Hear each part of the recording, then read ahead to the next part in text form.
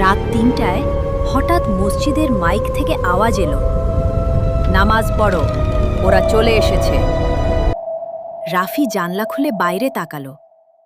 পুরো গ্রাম অন্ধকার, কিন্তু মসজিদের সামনে সাদা কাপড় পরা একটা লোক দাঁড়িয়ে আছে। সে ধীরে ধীরে হাত তুলে রাফির দিকে ইশারা করল। রাফি দরজা খুলতেই হঠাৎ বিদ্যুৎ চলে গেল। চারপাশে শুধু ফিস ফিস শব্দ। ফজরের আগে ওরা মানুষ থাকে না।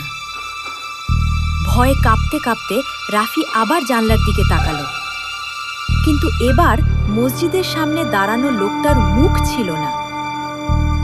পরদিন গ্রামের ইমাম শুধু একটা কথাই বললেন, আজান শুরু হওয়ার আগেই যে বাইরে যায় সে আর আগের মতো ফিরে আসে না।